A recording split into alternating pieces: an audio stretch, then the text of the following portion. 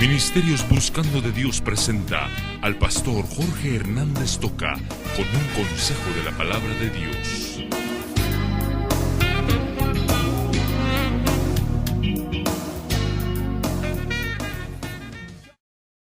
Entramos ahora a estudiar o a darle un vistazo al libro de la profecía del futuro, el libro de Apocalipsis. Así es que al hablar de escatología, luego nos metemos en el Nuevo Testamento al libro de Apocalipsis.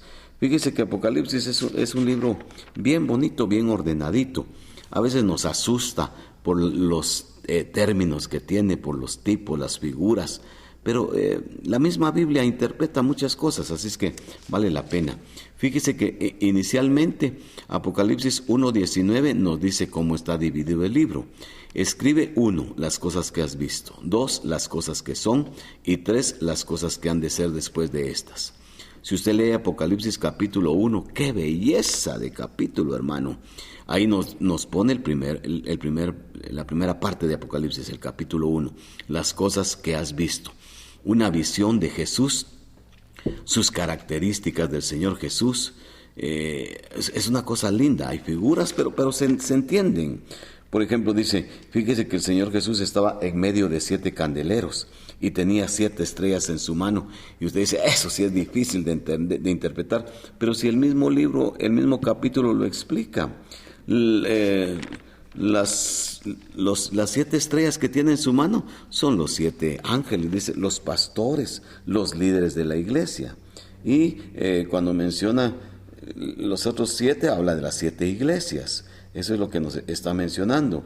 Se habla de que el Señor apareció con un resplandor maravilloso, que sus cabellos son blancos, habla de su pureza.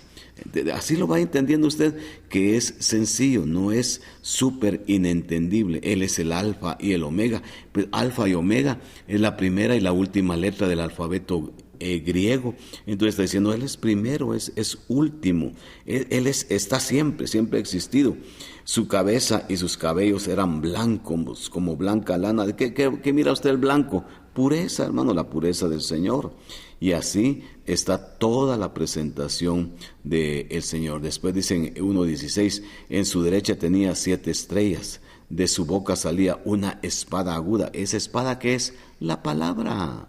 Y no dice que la palabra es como espada que penetra hasta partir todo el interior del individuo. Hebreos capítulo 4, ahí está la palabra. La misma Biblia da respuesta a todas las figuras. Esas son las cosas que son, las cosas que has visto. Después le dice a Juan, las cosas que son en este momento, le dijo. Y ese que son, hermano, todavía son para nosotros. Está en el capítulo 2 y 3. Dios, a través de Jesucristo, manda mensaje a 7 iglesias. Y usted sabe, ojalá que se le queden: Éfeso, Esmirna, Pérgamo, Tiatira, Sardis, Filadelfia y la Odisea. 7 iglesias. ¿Por qué no a 8? ¿Por qué no a 5? Porque había mucho más de 7 iglesias en el tiempo de Juan, año 96. Sí, pero las 7 iglesias pueden representar todo lo que significa o lo que representamos nosotros como iglesia. A uno le dice, ¡ala, qué bonita iglesia sos! Bien activa, bien colaboradora, no permitís que haya mala doctrina dentro de ustedes. Lástima que han dejado su primer amor. Todos activos y moviéndose, todo. Ahí nadie predicaba herejías, pero viviendo una rutina porque no estaban en su primer amor. Y así el Señor les va diciendo, miren, ustedes son bien pobres. ¡Hala, qué situación más difícil la de ustedes! Son pobres, pero para mí son ricos, dice el Señor, porque yo los he llenado de mí y porque yo los voy a bendecir. Pero a una iglesia como la Odisea le dice, mira, vos no sos fría ni caliente, a vos te voy a vomitar de mi boca. Una iglesia apóstata, una iglesia en donde se congregaban. Y cuidado, porque van a haber muchas iglesias en este tiempo que la gente anda solamente detrás de los exhibicionismos, de la escenografía que le presentan, y se están apartando de Dios. Mucho cuidado, porque hay muchas la Odisea en nuestro tiempo. Ahí se terminó la segunda parte. Y ahora en tercer lugar dice, las cosas que serán después de estas. Estas principian con el capítulo 4 hasta el 22. Todo esto ya es evento del futuro, fíjese. Y al hablar del futuro, entonces ahora principia una figura en el capítulo 4, solo para que se emocione. Y dice que Juan fue subido al cielo y que había unas cosas maravillosas, lo que dice Pablo en Corintios, ¿verdad? Cosas que ojo no vio, ni oído oyó, ni siquiera las hemos entendido, ni imaginado. Son las que Dios tiene preparadas. Juan 14, en la casa de mi Padre muchos terrenos hay para ustedes. Yo digo terrenitos, ¿verdad? Yo le digo a mis hermanos, ay hermanos, yo tengo mi terrenito por lo menos de 10 por 20 allá en el cielo, porque dice el Señor que fue a preparar lugar para mí y que me va a arrebatar para que esté con Él. A la que emocionante, Juan fue ascendido al cielo. Y para nosotros es una figura al principiar la tribulación del arrebatamiento de la iglesia. Fíjese que hay 3 grupos de gente que interpretan el arrebatamiento de la iglesia. Hay algunos que dicen que la iglesia va a pasar por la tribulación. Pues que pasen, que se queden, ¿verdad? Pero el Señor aquí en el capítulo 2 y 3 de Apocalipsis dice: yo te libraré de la hora de prueba que vendrá sobre el mundo entero. El Señor nos va a librar. Dice, hay gente que dice, sí, nos va a librar, pero adentro. Eso está mal interpretado, porque los que se queden en la tribulación, Apocalipsis 24, van a ser muertos por el anticristo, van a ser perseguidos y van a ser decapitados. Ese es el sistema de matar que va a tener el anticristo, quitarle su cabecita a los cristianos. Quiere decir que ahí no está el Señor librándome de la hora de prueba. Yo entiendo que el Señor me libra de la hora de prueba quitándome de este mundo.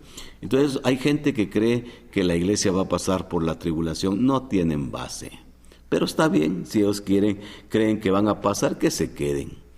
Otros que ya no existen, pero por ahí aparece más de algún predicador que dice que la iglesia va a pasar, va a subir al cielo, va a ser arrebatada a la mitad de la tribulación. Usted sabe que la tribulación va a durar 7 años y se divide en 2 partes. La primera parte, que es la tribulación, y la segunda parte, que se le llama la gran tribulación. Entonces, cuando todo esté en paz y el anticristo logre paz con los judíos y los árabes y todo lo que nos enseña la Biblia, dice que la iglesia a la mitad, cuando el anticristo principia a exigir que se le adore, la iglesia va a subir al cielo. Pero no tienen nada de base. En cambio, nosotros entendemos que la iglesia va a ser arrebatada antes de la tribulación. A esos los estudiosos o los teólogos le llaman pretribulacionistas, y nosotros somos pretribulacionistas. Creemos, y dice Pablo, seremos arrebatados, y ese arrebatado es violentamente, es en un abrir y cerrar de ojos, en un átomos, dice la Biblia. Átomos, el elemento más pequeño que se conocía, más rápido, más insignificante. Entonces, en un instante, pero súper instante, nosotros seremos arrebatados y principia la tribulación. En el capítulo 5 presenta una figura de un libro y presenta cómo el Señor es el único digno de limpiarnos de nuestros pecados. Cuando llegamos al capítulo 6 se presenta lo que se conoce como los 4 jinetes del Apocalipsis, ¿se acuerda? Ay, las interpretaciones de la gente. Escuché a un predicador que decía que el jinete del caballo blanco, el primer jinete de Apocalipsis 6, era Jesucristo. Una herejía tremenda. Es el anticristo el que aparece en caballo blanco. Pero ¿cómo en caballo blanco si solo Jesús anda en caballo blanco? No, un caballo blanco era señal de un caudillo, de un triunfador, y el anticristo va a entrar como triunfador a la tribulación. Y después nos habla el segundo caballo, que va a haber guerra, el tercer caballo, que va a haber hambre, la gente se va a morir de hambre. ¿Por qué? Porque si siguen a Cristo en la tribulación va a ser terrible. Y el cuarto ángel habla de muerte, el cuarto caballo. Quiere decir que el anticristo entra al mundo, especialmente en la segunda parte, la gran tribulación, produce guerra, produce hambre y muerte en las personas, ¿verdad? Después, en el quinto sello, que es fascinante, Juan tiene una escena en el cielo en donde están las almas de todos los que están muriendo en la tribulación y le claman al Señor diciéndole: Señor, ¿hasta cuándo? ¿Hasta cuándo nos vas a juzgar? Y el Señor todavía le dice: espérense un ratito, todavía faltan bastantes que mueran por mí en la tribulación. Y ahí está, que el Señor va a hacer justicia. Y después, el sexto sello ya nos muestra una escena de la venida de Cristo. En el capítulo 7 y en el capítulo 14 se nos presentan 144,000 judíos Miren, una secta, pero qué absurdos. Una secta dice que ellos son los 144,000, ni que fueran judíos, ¿verdad? Aquí habla de puros judíos y habla de 12,000 de cada tribu. Y estos 144,000 estamos convencidos que van a ser judíos convertidos al cristianismo, porque si usted lee Romanos 9, 10 y 11, Pablo dice que el pueblo de Israel va a abrir sus ojos y va a reconocer a Jesús como Salvador. Lástima que lo van a hacer cuando la iglesia sea arrebatada. Entonces ellos van a ser los predicadores. Así que los 144,000 no son de esa secta que anda tocándonos las puertas. Son judíos que van a predicar a Cristo. Y así usted pasa escenas maravillosas hasta el capítulo 13, donde se nos presenta al anticristo y al falso profeta, los dos caudillos que van a dominar al mundo. El anticristo es un caudillo político, el que va a dominar a todas las naciones. Y el falso profeta es el caudillo religioso, el que va a dominar a una sola religión, porque en la tribulación va a haber una sola religión.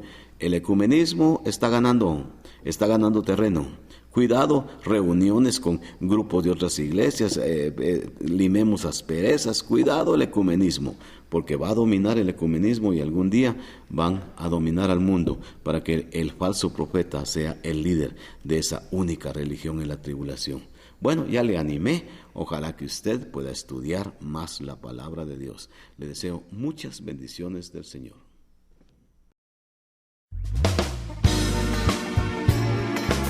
Ministerio Buscando de Dios presentó la palabra de Dios en labios del pastor Jorge Hernández Toca.